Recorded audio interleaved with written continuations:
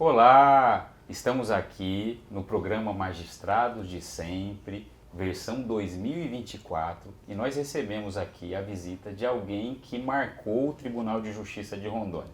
É com muita alegria e com muita emoção que eu estou aqui hoje com o desembargador Eurico. Desembargador Eurico, pessoal, ele tem uma trajetória, uma história incrível. Ele é neto de médico, que foi lá para o Rio Grande do Norte. Ele é filho de um juiz de direito que foi judicar lá no Rio Grande do Sul. Lá, isso a gente está dizendo de um tempo em que esse juiz se formou em 1919, 1920. O desembargador Eurico nasceu em 13 de fevereiro de 1946. Ele tem formação em sociologia, formou em 1971, fez direito na Universidade Federal do Rio Grande do Norte em 1972, fez especialização em direito público numa parceria com a Universidade Federal de Minas Gerais. Antes de ser magistrado, foi procurador do INCRA de 1973 até 1982. E em 1982, pessoal, ele passou num concurso que era feito para os territórios. E depois de ser aprovado nesse concurso, ele teve a oportunidade de assumir como magistrado no então criado estado de Rondônia em 22 de março de 82. Em setembro de 83, o desembargador Eurico foi alçado a esse cargo. E assim ele ficou até se aposentar, né? O que aconteceu há pouco tempo. Esse é um breve resumo de quem é o desembargador Eurico. E é com muita alegria, então, que eu recebo, e eu quero aqui dar as boas-vindas ao senhor. E eu queria que, se o senhor quisesse, contar um pouquinho de como foi essa experiência, né? De ser filho de um magistrado, como que era essa sua vivência na infância, como que foi um pouquinho desse início da vida do senhor. Primeiro, bom dia, né? Bem, você fez o resumo da minha vida. Eu nasci em 13 de fevereiro de 46 e perdi meu pai, eu tinha 8 anos de idade. Né? Porque eu também era filho, que a gente chama temporão, né? Porque a minha irmã, quando eu nasci, a minha irmã mais nova já tinha 14 anos. Então eu já fui criado quase pelos avós, né? Que era meu pai e minha mãe. Morei em São Paulo, né? Na casa de uma irmã minha, casada com um oficial dentista da aeronáutica. E lá fiz o segundo grau, o primeiro grau e o segundo grau. Depois voltei ao Rio Grande do Norte, onde estudei sociologia e direito, né? Às vezes eu tinha vontade, eu me encantava com o social. Sim. Até hoje ainda me encanto com o social, né?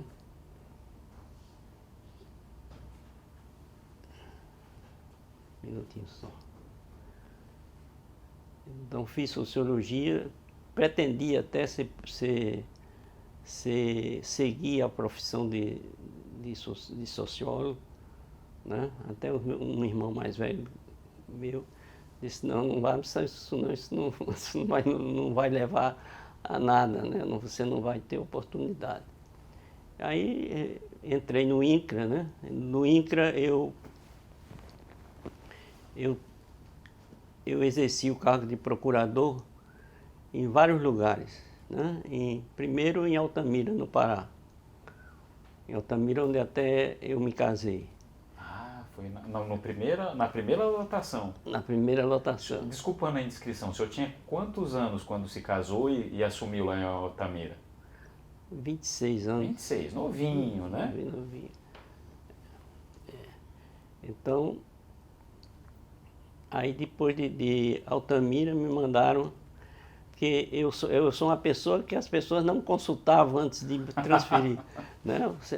Aqui às vezes os juízes assim, se você disser não, você vai lá para Colorado do Oeste. A pessoa diz, não quero ir, quero ficar aqui na capital. Né? Estou bem aqui.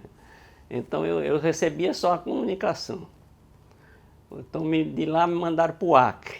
Ah, sim. Aí lá fomos lá para o Acre, né? A minha mudança foi de navio de Belém a Rio Branco, no Acre. Vários dias para chegar. Vários dias para chegar, né? A sorte que o INCRA na época era um órgão muito forte na região, né? Porque era o órgão que resolvia a regularização das terras, né? Era muito terra. Era um órgão muito forte nessa região. Então, de Rio Branco, Acre, me mandaram também, sem mais nem menos, para Marabá, no Pará. Nossa, isso quanto tempo depois? Isso uns 2 anos depois, eles 2 me anos depois. mandavam. E não consultaram de novo? Não me consultaram, não, mandaram para lá. E lá era uma região muito difícil na época, que era a região que tinha o movimento de guerrilha, né? O exército, o INCRA também, resolvendo, dando título para os pulseiros, etc., né? E uma região muito complicada, vamos dizer assim. Conflituosa, né? Com tropas do exército, tropas militares, etc., né? Eu conto sempre que eu tinha mania de todo dia ir no aeroporto de Marabá, buscar o jornal, né? Aí voltava, aí um oficial do exército veio para mim e perguntou: o que é que você foi fazer tanto no aeroporto? Eu disse: eu fui lá pegar o jornal para ler, para saber pelo menos as notícias que estavam acontecendo, Brasil, né? Então foi essa minha experiência, foi uma experiência muito rica. Aí de Marabá, aí foi quando eu pedi para ir. Eu pedi para ir para Brasília. Aí eu fui para Brasília. Né? Nisso eu já tinha a Érica é a Criana, né? Nasceu em Rio Branco. Nasceu. A Érica é a filha mais velha. É a filha mais velha. O Eurico foi nascer em Natal. Ah, tá. Eu mandei do Rio, nós estávamos em Rio Branco. Eu mandei para Natal e o Vinícius já nasceu em Brasília. Em Brasília. Desembargador, então a diferença de idade entre a mais velha, Érica, e o Euriquinho é pouco tempo? Pouco tempo, não chega a 2 anos. Menos de 2 anos. 76 e 78. Ah, tá ótimo. Tá, e o outro é de 81. 81, aí já Esse está em Brasília. já foi nascer. Não, ainda estava em Marabá, mas eu mandei a Maria para Natal. Ah, tá ótimo. Ah, ela estava em Natal. Aí nós fomos para Natal. Depois de toda vez transferir o senhor sem consultar, pelo menos a última vez foi atenderam o seu pedido, justo, meu né? pedido. Aí o senhor estava em Brasília. Aí eu estava em Brasília e saiu esse concurso. Eu tinha mania de fazer concurso, então saiu o concurso para juiz de territórios. Então eu fiz o concurso, né, passamos e ficamos esperando a definição política do território de Rondônia, né? Porque as vagas eram para Rondônia e para Amapá. Ah, tá certo. Então veio para cá o Eulélio, o Nísio e o Douglas. Douglas é evangelista. O Douglas, todos eles que preferiram ir para o Amapá. Ah, e só o senhor quis Foi continuar. aqui. O Douglas, inclusive, foi o primeiro presidente do TJ do Amapá. Só eu porque eu quis aqui. Também aqui eu tinha, vamos dizer assim, já conhecia a cidade, né? Conhecia várias pessoas, assim, algumas figuras aqui, Assis Canuto, o pessoal mais do INCRA, né? O famoso Capitão Silvio, que era um homem que mandava aqui. Ele também era do INCRA, esse Capitão Silvio. O camarada chegava de São Paulo, advogado, dizia assim: não, nós temos um título aqui para a área rural aqui de Rondônia. Né? Ele disse: vocês já tinham. Não tem mais. Não tem mais. Que era um zarrão grande, forte. É o xerifão. Era um xerifão aqui da cidade, mandava Nessa época o INCRA mandava aqui, né? Até a época do Jorge Teixeira, um pouco menos, o INCRA ainda tinha grande influência aqui. Tanto que foram candidatos a senadores, o Teixeirão elegeu os 3 senadores, que fizeram a lei que você era obrigado a votar nos 3 candidatos, porque aqui você ia se eleger 3, e tinha que ser 3 do mesmo partido. Você não podia, por exemplo, escolher 2 de um e um do outro, mesmo que você fosse muito amigo, né? Não teria jeito. Como, por exemplo, o doutor Amilando, ele era candidato da chapa de oposição. O Amilando era sócio do FUAD, no escritório de advocacia, né? Mesmo assim, ele não recebia esse voto, né? Do FUAD. Então, era uma forma de... Foram escolhidos, então, porque era muito difícil. 3 só, você só podia votar do mesmo partido. Então, tinha muito voto nulo, etc. A apuração era nominal, né? O que trazia uma grande dificuldade para quem administrava as eleições. Então, isso o senhor já está relatando a respeito da eleição dos senadores do estado de Rondônia. Do estado de Rondônia. Do estado de Rondônia. A primeira eleição, né? Na primeira eleição. Então e precisavam, aí o tribunal aqui precisavam abrir e nomear os novos juízes. Porque os novos juízes, tinha eu e o Douglas, que viemos cumprir 2 vagas aqui, e que os juízes iam ser juízes eleitorais, né? Juízes eleitorais. Para presidir uma eleição, né? Para presidir uma eleição no estado todo. Criar a Assembleia Constituinte, né? Na Assembleia Constituinte já foi a Assembleia Constituinte, certo. Então, era uma coisa meio complicada, né? Porque você veja bem, eram juízes sem vitaliciedade. Para presidir uma eleição. Para presidir uma eleição, mas isso foi feito e deu certo, né? Deu certo que nós estamos aqui hoje num estado pujante. Sim, né? Verdade. Graças ao senhor, né? Então, graças a mim não, calma quando o roubo santo não cair. Não carrega, mas o senhor fez uma construção importante ali, né? O senhor ajudou nessa construção. Eu era membro do TRE, também ainda não era vitalício, não. Você viu? Eu dou, porque tinha que ter 2 juízes, né? Então nomearam os 2 que vinham do território para ser juízes também. E olha só, pessoal, a gente até agora conta um pouquinho sobre a vida dele. Olha que coisa interessante e triste até, né? O senhor perdeu o pai com 8 anos, né? É verdade. O senhor é filho de quantos irmãos? Quantos irmãos são no total? 8 irmãos. 8 irmãos. Ele é o caçulinha, dele para mais nova, 14 anos, né? Apesar dessa diversidade que ele teve novinho, ele não se esmoreceu, estudou, veio aqui para a região norte, atuou no INCRA, né? E até a gente chega a esse momento em que ele ingressa para a magistratura. E antes da gente continuar aqui, desembargador, eu acho que é importante a gente destacar que depois que ele entrou para a magistratura, eu fiquei impactado com a quantidade de cargos que o desembargador ocupou. Então, quando eu digo aqui que ele deu uma contribuição importante para a construção do judiciário, não é sem razão. E eu vou mostrar para vocês.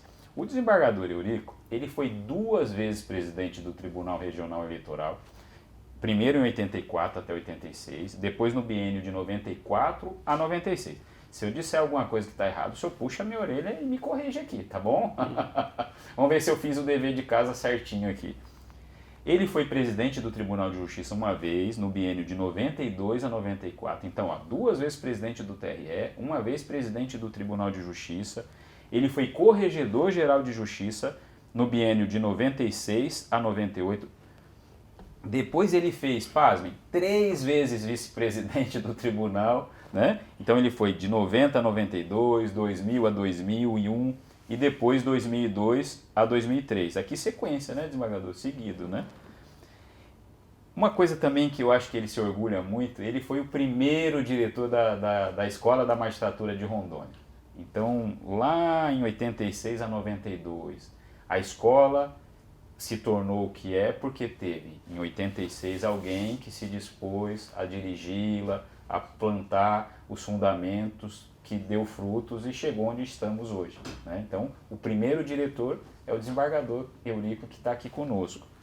Além disso, ele foi duas vezes vice-presidente, duas vezes presidente, não vice-presidente, duas vezes presidente da nossa associação de classe, da Ameron.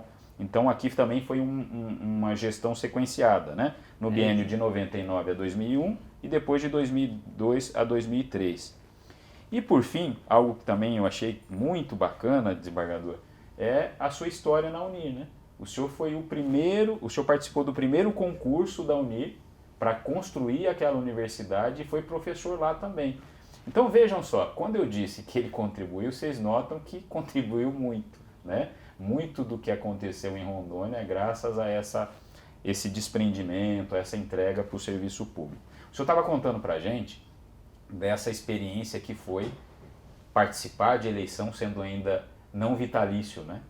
E aí uma coisa que eu queria até entender, que não ficou muito claro para mim aqui, desembargador, quando o senhor assume o cargo de magistrado aqui em Rondônia, o tribunal já estava formado? Ou ainda era território? Não, já estava formado. Já estava formado. Então o senhor já vem... Porque eles tinham que dar... Então a justiça teria que ficar parada, até fazer o concurso, etc. Né? Apesar que fizeram o concurso, foi feito de uma forma bastante rápida. E a posse do juiz já é em março, qualquer coisa. Entendi. Na posse dos primeiros juízes. A posse do senhor foi antes dessa primeira turma, né?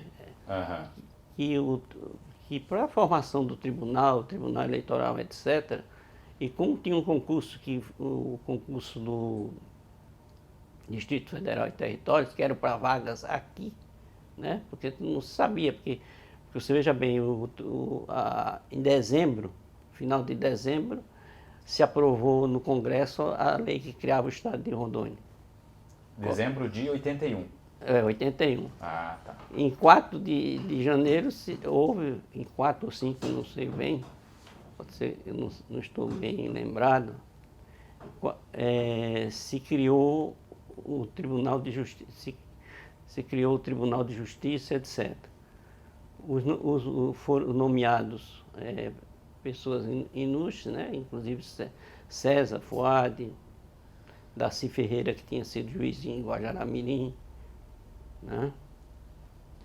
E Dr. Hélio Fonseca e o desembargador Aldo Castanheira, né?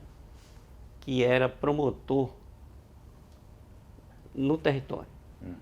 O Aldo era promotor no território.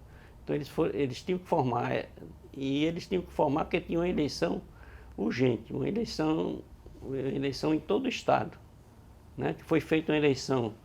Aí eu não tinha, e os juízes também que passaram no concurso não tinham ainda a vitaliciedade. Sim, não tinha os 2 anos ainda, né? Mas eles foram encarregados de fazer a eleição, foram distribuídos para o interior e cada um assumiu essa responsabilidade de fazer essa eleição no estado novo, prefeito, deputado estadual, deputado federal, 3 senadores, foi feito tudo. Foi uma grande eleição, né? De todos os cargos, né? Eletivos, né? De todos os cargos eletivos. Foi encarregado pessoas que, se você for olhar a Constituição, você chega à conclusão que ele não pode, porque não teria a vitaliciedade. Né? Mas nós fizemos a eleição, né? E está aí o Estado progredindo e fazendo sucesso na Federação Brasileira. O desembargador é testemunha viva da história, né, desembargador? Então, olha só, ele relatou aqui os 7 samurais, né, que o desembargador Dima muito bem chamou, né? Citou o nome desembargador Fuad, desembargador Darcy, alguns nomes que ele citou aí, Aldo Castanheiras, no total de 7, né? O senhor aqui, quando assume a magistratura, o senhor, para participar das eleições, o senhor já vai atuar como juiz membro do TRE. TRE, exatamente. Eu e o Douglas, o Douglas depois foi para o Amapá, inclusive foi o primeiro presidente lá do Amapá. Do Amapá lá, né? Então o senhor já vai para atuar Eu numa fui jurisdição nomeado também para colegiada. uma parte depois, mas eu não aceitei. Prefiro ficar aqui. Né? Que sorte a nossa, né, pessoal? Ainda bem que o senhor ficou aqui com a gente. Não, porque aqui eu já conhecia, né? Sim, O Amapá eu não sim. conhecia bem, não. E aí ele assumiu então como juiz membro do TRE, né? E juiz passou. E graças à atuação do senhor e tantos outros, nós conseguimos uma eleição, né, que deu certo. Exato. E ali começou o nosso estado. Nosso estado. Aí a Constituição, a primeira Constituição de Rondônia, aumentou o tribunal de 7 para 9. E nessas vagas é que eu vim. Entendi. Eu vim por antiguidade, inclusive. Ai, Sumiu eu e o desembargador Hércules, Hércules. né, que foi o primeiro por merecimento, assumiu E o senhor? E vocês tomaram posse nessas duas vagas no mesmo dia? no mesmo No dia. mesmo dia. Como que surgiu essa vontade do senhor de ingressar na magistratura? O senhor antes era do INCRA, já tinha tido uma passagem aqui pelo norte, já estava de certo modo estabilizado lá em Brasília, né? Se quisesse, o senhor continuaria lá, né? No INCRA, se quisesse continuar na carreira. É pela lembrança de meu pai. Ah, Meu pai foi quase 30, era o juiz mais antigo para ser promovido a desembargador, quando faleceu de um infarto, né? puxa, ele tinha quantos anos, desembargador, na época? Ele tinha, porque eu sou filho de velho, né? Já era velhinho. Ele tinha 63. 63, era novo. 63 novo, se tem colegas que aqui, se você dissesse que ele está com 63 anos, ele não diz, né? Não, exato, e é novo, né? É novo, vai dizer que é muito novo. Eu tô com 46, vou fazer agora. Para mim, 63 está pertinho, assim, então não acho velho, não, acho novo. Então, o pai do senhor foi a grande inspiração, foi alguém que trazia essa experiência. E eu vi que quando o senhor exerceu a magistratura, quando foi presidente do tribunal, eu estava estudando um pouco sobre a história do senhor e eu vi uma coisa interessante que eu queria ver se o senhor gostaria de comentar sobre isso. A Constituição fala que tem que ter harmonia e independência entre os poderes. E eu achei muito interessante uma experiência que o senhor viveu como presidente do tribunal. E aí eu queria ver se o senhor gostaria de comentar alguma coisa a respeito disso. O que eu achei interessante nisso? O senhor é sempre uma pessoa muito educada, muito cordata, muito gentil, mas eu achei muito bacana isso que o senhor fez pelo Judiciário de Rondônia. Pelo que eu entendi, na época era muito difícil a relação entre judiciário e executivo, porque o executivo era o dono da conta. Da conta, né? E não passava o repasse. E o senhor tinha que... Eu tinha que, apesar de toda a minha timidez, tinha que ir lá brigar com os governadores. Todo mês, desembargador? Todo mês. Quando chegava o dia 10, que era o dia do repasse deles, era um sacrifício. Você tinha que ir lá, aí o governador enrolava, dizia que não estava lá. O secretário da Fazenda da mesma forma. Mas era uma obrigação mesmo. E nós estamos vivendo... Desculpa. Eu acho que hoje nós estamos vivendo umas mil maravilhas. Sim. Mas era você... Perto do dia 25, o que se reclamava? Os juízes, os funcionários, etc. E tinha um problema da inflação na época, né? O o orçamento não previsto não abarcava. Não abarcava, né? Então precisava desse gesto do executivo em reconhecer essa insuficiência, né? Ou pelo menos receber o presidente do tribunal, etc., né? Ou o representante do tribunal, não precisa ser o presidente ou diretora-geral, podia ir lá resolver isso. Porque era um problema que era comum, era do Estado, né? Estado. Não era do judiciário, né? E o que eu achei legal é que chegou um momento em que o desembargador, como presidente de um poder, né? Então a gente está falando aqui, os poderes têm que viver de forma harmônica, mas têm que ser independentes. A partir do momento em que o executivo se acha dono do tesouro e não passa a contrapartida justa do judiciário, autoriza o chefe desse poder fazer o que o desembargador fez. Aí eu vi que o senhor foi para Brasília com pedido de intervenção do Estado. Se o senhor quiser compartilhar isso, como que foi essa experiência aí? Porque chegou uma hora que o sangue subiu a cabeça, né? Aí eu resolvi ingressar lá no Supremo, pedindo que se cumprisse a Constituição, ou seja, o repasse, porque estava lá na Constituição, que tem que ser dia 20, né? Eles diziam que não tinham dinheiro, que eu não sei como, né? Um estado pujante desse, né? Não tinha condições de fazer, pelo menos, pagar a folha de pagamento, não só do juiz, mas dos funcionários, né? Já pensou quantas pessoas dependiam desse repasse? Né? Porque eles podiam dizer, mas vocês têm muito funcionário. Mas não, na verdade não se tinha, né? Porque as nossas secretarias eram sempre de poucas pessoas. A parte administrativa também não era um grande número de pessoas, de funcionários à nossa disposição. E aí o senhor foi para Brasília, fez o pedido e nem precisou de decisão lá dos tribunais superiores, né? Não precisou, não. Depois disso, o Executivo passou a cumprir o que está na Constituição. Na Constituição. Né? Então foi uma nota da experiência do senhor como presidente que eu falei, puxa, o desembargador Eurico, ele é cordato, ele é educado, ele até brincou aqui que é tímido, mas é corajoso, né? É isso que se espera de um presidente de tribunal, né? De um chefe de poder, né? Saber que tem que ter harmonia, mas a independência é crucial para os poderes poderem funcionar, né? Eu achei muito bacana esse momento da experiência. Esse tempo todo de magistratura, e o senhor teve um longo tempo, né? Graças a Deus, nós fomos premiados com esse tempo, a sabedoria do senhor. Teve algum caso que chamou a atenção do senhor, que marcou na sua memória, que o senhor gostaria de compartilhar conosco? Teve vários casos que nós podemos citar, né, com participação, não minha, mas do próprio tribunal, né? Por exemplo, o julgamento daquele caso lá de Colorado do Oeste, aquele morreram os poceiros, etc. Corumbiara. Então esse é um exemplo, né? Porque ali se sofria, inclusive, pressão muito grande da imprensa. A imprensa nacional e talvez até internacional estava aqui ou não, desembargador? Só nacional? Não, estava internacional também. Era um conflito agrário sério. Sério, né? Com morte de poceiros, etc.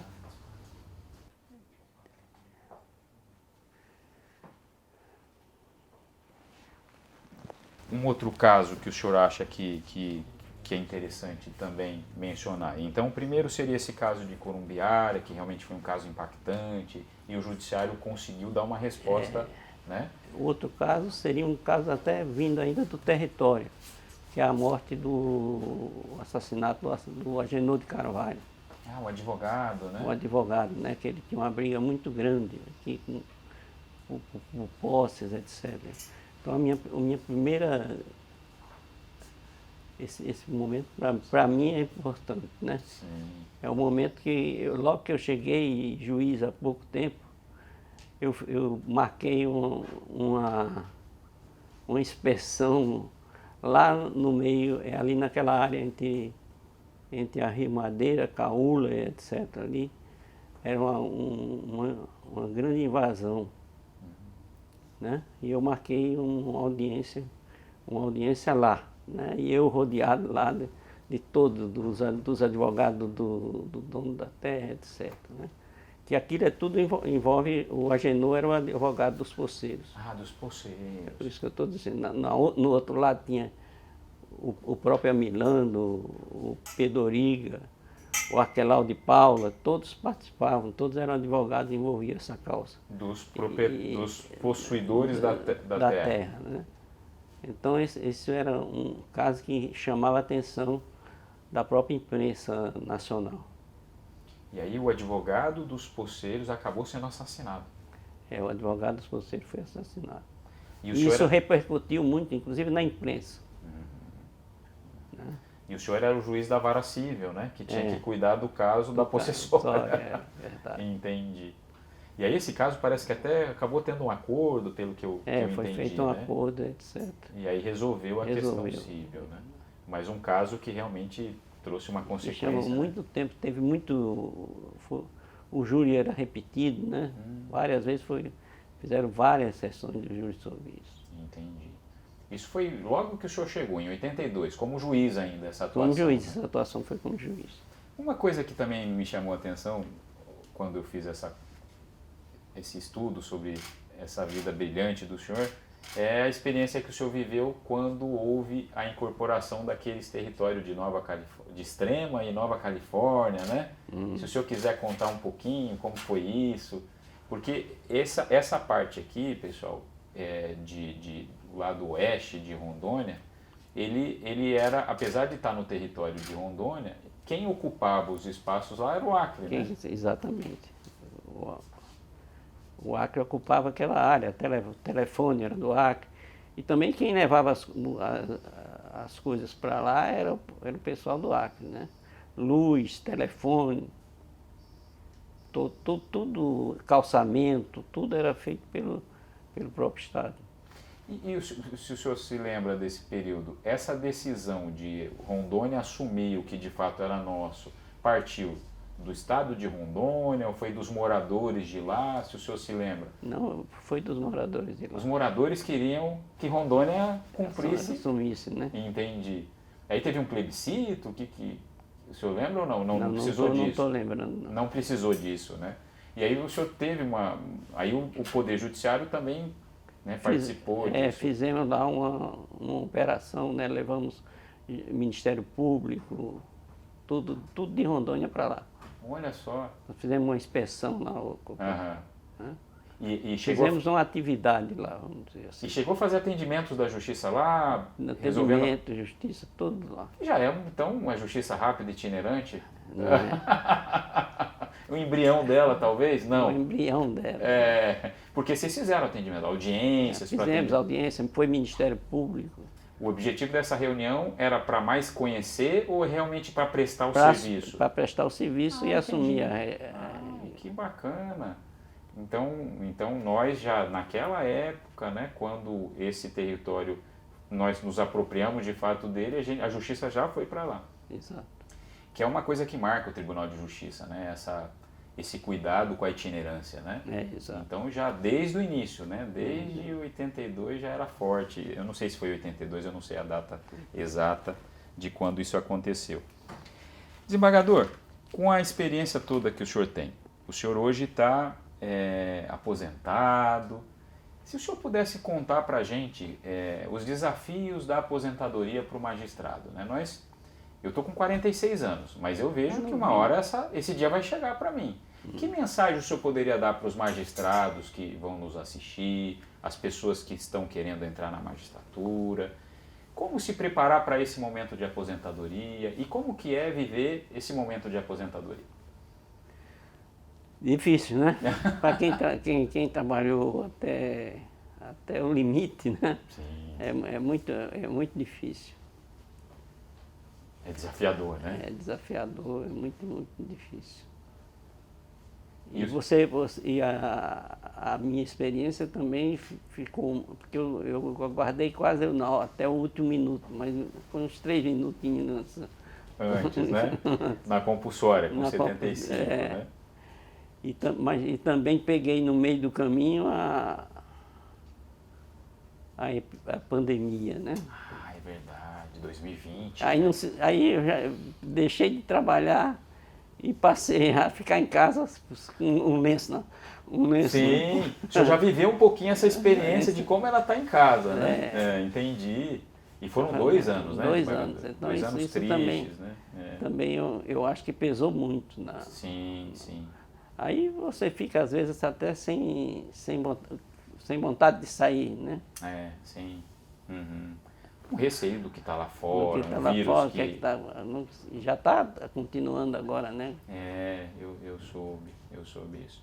Mas o senhor estava me falando antes da nossa conversa que o senhor hoje tem feito exercício físico, né? Um dos conselhos que deram para o pessoal lá de casa é que eu fizesse. Agora eu tenho 3 vezes por semana. Segunda, quarta e sexta eu faço exercício. E o senhor está indo direitinho? Direitinho. Olha só. Quando o rapaz chega, eu já estou pronto. Já está pronto, né? É. E tem te feito bem esse período da atividade bem, física. que é uma coisa diferente, né? É. Mas eu fazia pilates já há muito tempo, né? Passei mais de 5 anos fazendo pilates. Sim, sim. E é um segredo para a gente chegar com vitalidade, com disposição, né, desembargador? Que coisa bacana. Uma coisa também que a gente poderia conversar aqui, eu não sei se o senhor gostaria, esse tempo todo de judicatura, né? E foi um tempo longo, né? 39 anos, me parece, é isso? Parece, quase 40 anos. É um tempinho bom, né? O senhor viveu algum momento que foi assim cômico, engraçado? Nós temos a seriedade do nosso cargo, a gente sabe, mas tem situações na magistratura que fala, puxa, mas pode ter gerado alguma sensação dessa comicidade. Teria alguma história dessa para compartilhar? Não sei se o senhor viveu isso. Se lembra de algum caso parecido? Se você der uma pontinha de lembrança... Eu, por exemplo, eu lembro de um caso, mas aí se foi meu, então não sei se... Não, mas meu você não sabe. Então, eu confesso que fazendo pesquisa. Eu não estudei direito, ó, essa pesquisa eu não fiz. Ó. Mas não tem problema, é que às vezes realmente o nosso trabalho ele é mais sério, né? Não tem, eu tive uma situaçãozinha engraçada que foi... mas aqui a gente está para ouvir o senhor, então nem vou contar. Deixa eu... Eu fiz a audiência... Isso, vamos lá. Mas não é engraçado não, só para prestigiar o presidente da casa, né? Que o presidente da casa fez uma audiência comigo, em questão possessória relativa a um comerciante aqui da cidade. E aí, como que foi isso? Ele foi todo arrumado lá e fez a primeira audiência que ele fez aqui. Foi com o senhor, na unidade que o senhor era o titular. Era o titular, a primeira vara civil. Olha só. O presidente do tribunal, que o senhor diz, o desembargador Raduan. O desembargador Raduan. Olha só, então a primeira audiência dele foi com o senhor. Olha que bacana. Estou tentando lembrar quando foi a minha primeira audiência, com quem que foi, mas não vou lembrar, a minha memória não está muito boa, não. Mas é que o Raduan, ele é muito forte pessoalmente, né? Sim. A gente presta sempre atenção. Marca, né? E teve algum episódio na audiência assim? Não, terminaram fazendo quase que um acordo. Fizeram um acordo, olha. Então na primeira ele já conseguiu fazer um acordo. É verdade. Olha aí, presidente, já começou bem então, né? Uma outra coisa que eu gostaria de ver com o senhor é a questão da família, né? Como que a magistratura, ela é uma profissão que exige muito de nós, né? De nós Exato. juízes, nós juízas. E eu imagino que a sua família sabe o preço do que é ter um magistrado em casa. O senhor teve um pai que é magistrado, né? Como que era isso, a relação com a família? Como que o senhor conseguia conciliar a nossa atividade que é tão intensa com essa questão familiar? Eu acho que a família sofre muito, né? Porque você tem sempre, principalmente o juiz que é dedicado, né? Ele tem sempre uma responsabilidade que ele põe mais força no trabalho do que nas relações familiares, né? Às vezes você deixa de fazer uma coisa porque você tem um compromisso. Então eu acredito que essa seja a principal. Sim. Mas pelo que eu vejo, a Dona Maria, é Dona Maria a esposa, né? É verdade. Ela é parceirona, né? É parceirona. Então ela dava esse apoio que o senhor precisava para poder fazer o serviço da judicatura, né? Tranquilo. E os 3 filhos... Porque eu me meti a ser presidente da associação, etc. Então saía, 2 vezes. viajava sempre, né? Passava semanas viajando. Sim. Congressos, etc. E num tempo que as coisas eram mais difíceis. Quando era difícil, você tinha que ir lá. Sim. Essa questão que nós comentamos aqui, né? Hoje a vida é mais tranquila, né? Comunicação a gente faz videoconferência, né? Nessa época não tinha, né? Você trabalhava olho no olho. Né? Não é remoto, não. Sim. Então os contatos tinham que ser presenciais, tinham que ser físicos, né? Físico, né? Todo mundo na mesma sala. Hoje ainda Hoje em dia o sujeito, o próprio os servidores, tudo você pode fazer via internet, né? Sim, sim. Uma outra coisa aqui que eu gostaria de ver com o senhor O camarada pode morar em São Paulo hoje e ser juiz aqui. olha só. Olha aí, Será que é verdade então, isso? o desembargador está dizendo uma coisa aí, né? Uma boa... E olha a sabedoria, né, Johnny? Estamos aqui, o Johnny está aqui conosco. A sabedoria e a experiência. Essa é uma das ideias para a magistratura, desembargador. A possibilidade desse teletrabalho. Né? É algo que eu acho que o CNJ está pensando, né, para ver como fazer sem trazer prejuízo para a jurisdição. Né? Apesar que eu quer dizer, eu não vou dizer que seja contra, que não conheço a experiência. Mas eu acho complicado, porque a justiça às vezes precisa do contato pessoal, físico, etc. Né? Mas como as coisas vão mudando, pode ser que haja essa substituição. Uma das reclamações às vezes é como que alguém lá de São Paulo vai saber da realidade aqui do local, né? Então, mas é um tema que a gente em algum momento vai ter que enfrentar. E o senhor, como um visionário, já está se antecipando, né? Eu acho que a magistratura tem que, de fato, pensar que tipo de magistratura a gente vai ter, né? E como que está hoje a vida? A paixão atual? Eu já vi que o senhor está, então, nessa questão do exercício físico, vinho, futebol, como que está isso hoje? O Vasco está melhorando. O Vasco eu sou sofredor, né? Eu sou vascaíno. Sou vascaíno. É vascaíno. Então o esporte é uma coisa que o senhor gosta, que assiste e que acompanha, né? Eu não sei se o senhor, o senhor já viu, né? Nós temos aqui 2 pessoas que a gente fez questão de fazer esse convite, 3, né? A gente fez questão de fazer esse convite para eles, para estarem aqui conosco, porque a gente queria que eles que viveram com o senhor prestassem uma homenagem para o senhor. Então, nesse momento, a gente vai parar um pouquinho a nossa conversa aqui para ouvir o que eles têm para falar para o senhor, que eu acho que é um registro importante, são pessoas que caminharam com o senhor, né?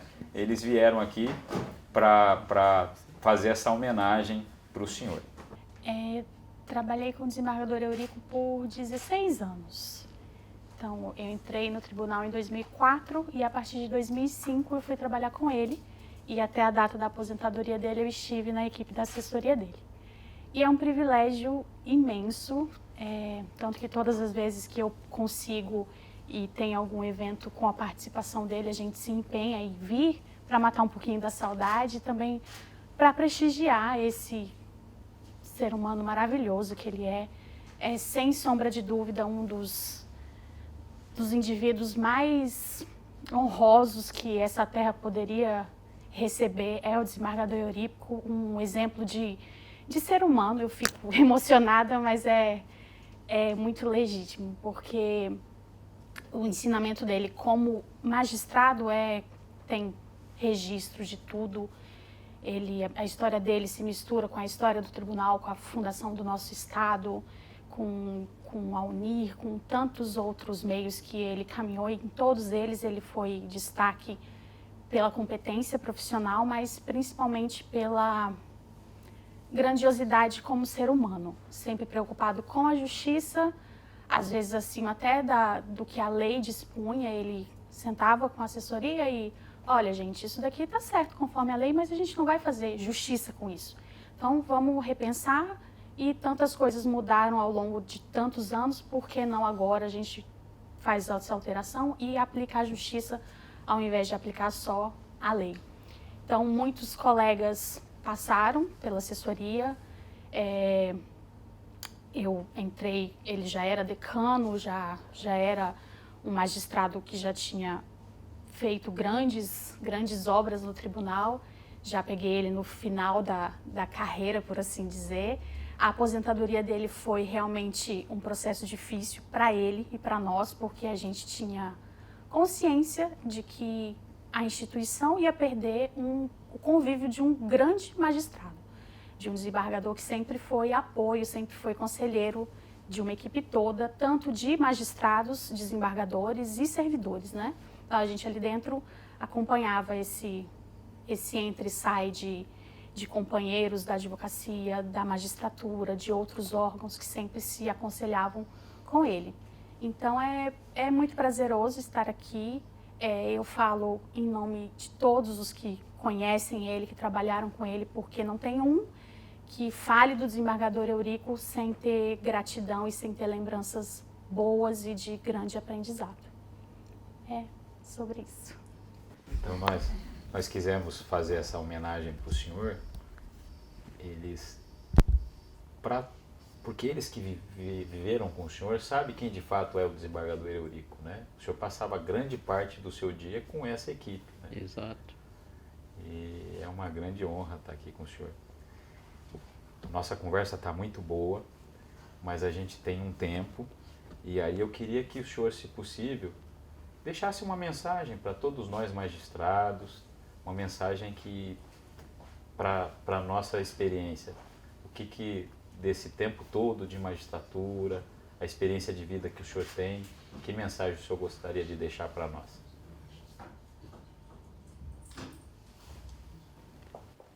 Isso está pior do que um concurso para juiz. E muita gente, né? O senhor arguiu tanta gente, né? Muito difícil, mas em primeiro lugar eu agradeço, né, a presença de todos, agradeço a colaboração que não pôde ser feita, a despedida não pôde ser feita pessoalmente, né? Porque na época que eu me aposentei, nós ainda já estávamos no começo da pandemia, né? E eu agradeço principalmente pelo serviço. Nada disso que imputam a mim de trabalhador, etc., seria válido se não fosse o auxílio de cada um de vocês. Vocês que estiveram o tempo todo me auxiliando, me chamando a atenção a um fato, etc., que facilitava o julgador, né? Porque ser julgador não é uma coisa fácil, é muito difícil, porque você numa canetada pode estar prejudicando uma pessoa, né? Uma família, né? Então nós temos o Estado, etc. Então eu agradeço a todos que trabalharam comigo, aos que fizeram questão de estar presentes aqui, as palavras da Cláudia, também a presença do entrevistador, né? Que não é daqueles entrevistadores que querem prejudicar o ator, pelo contrário, ele está aqui me ajudando a falar, porque a idade é uma coisa séria. Agradeço a presença do Johnny, a presença de todos vocês. Estou dizendo que toda a vida que os senhores quiserem minha presença, me diga com antecedência o assunto, etc., Sim. que eu possa até participar em alguma revista, escrevendo alguma coisa, se for de interesse. Mas eu fico também orgulhoso da nossa escola da magistratura, dessas instalações da nossa escola, né?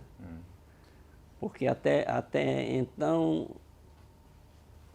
até há bem pouco tempo, né, a escola não tinha um local digno do que se chama colégio, nem tinha estrutura, né?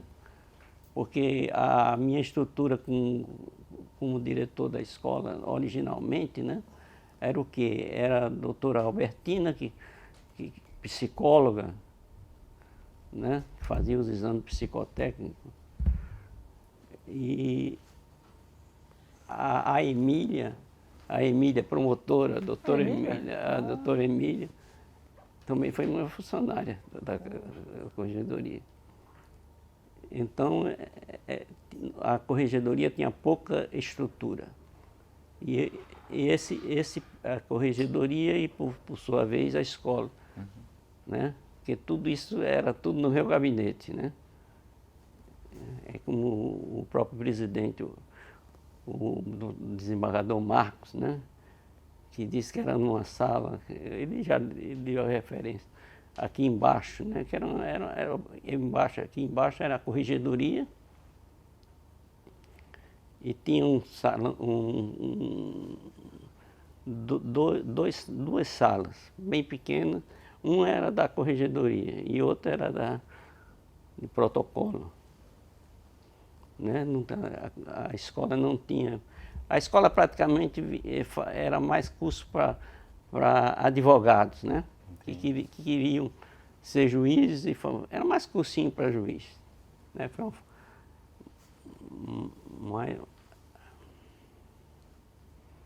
Respirar. Então eu quero parabenizar o doutor Aldosian, né?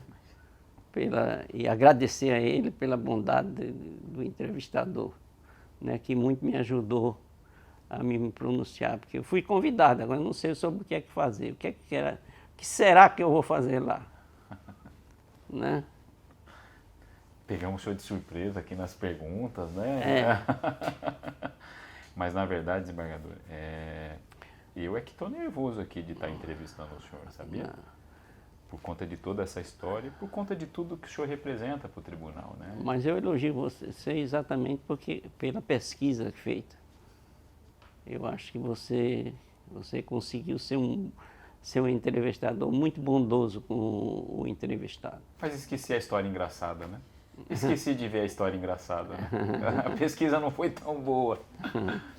E para a gente fechar, eu queria ver com o senhor se o senhor queria acrescentar mais alguma coisa. Às vezes eu não fui feliz nas questões que eu trouxe, apesar da generosidade do senhor aí de dizer que eu fui bondoso com o senhor, mas às vezes faltou, o senhor se preparou para falar sobre alguma coisa e eu acabei não abordando. Nesse momento final, se o senhor quiser acrescentar algo que não foi falado, o senhor tem esse momento para isso. Eu queria, por último, elogiar a direção da escola, né? Por esse prédio, a decisão anterior do Marcos Alaô, desembargador Marcos Alaô, né? Desembargador Marcos Alaô, inclusive, foi professor do nosso cursinho. Daquela formação original? Original, inclusive, ele contou já em público que foi lá que ele achou a mulher da vida dele. Né? Ah, eu não sabia, que coisa bacana. Mas ele já disse isso público, mas você não abre. Então o Marcos foi uma pessoa que ajudou muito, principalmente nessa questão da escola.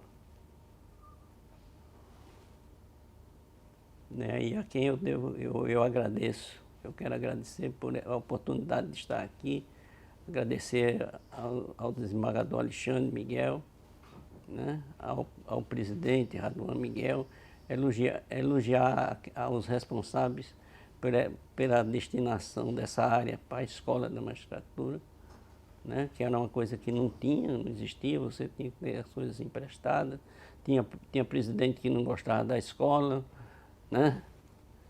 Então você tinha que ter uma certa compreensão, um jogo de cintura, vamos dizer assim. Mas eu estou feliz com essa entrevista e feliz principalmente em ter sido magistrado em Rondônia, né? Então estou aqui, meus filhos moram aqui, né? Minha filha mora fora, mas meus filhos todos moram aqui.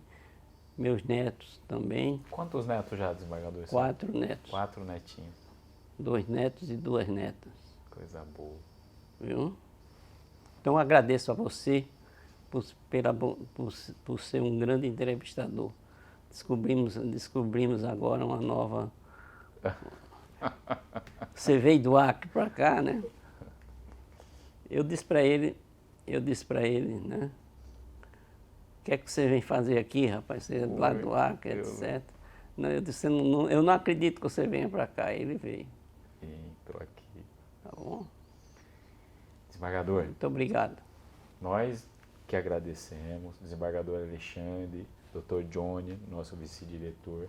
O senhor foi um nome que foi pensado há muito tempo, né? E a atual direção da escola me incumbiu de falar, ó, vamos começar pelo desembargador Eurico. E a gente está muito feliz do senhor ter aceito o convite e de ter estado aqui conosco, porque esse projeto é o projeto que a gente quer contar para todo Rondônia, todo o pessoal do judiciário, quem são aqueles que fizeram a nossa história. Porque o senhor, como outros tantos, são magistrados para sempre. Obrigado por estar aqui conosco. Tá, obrigado então.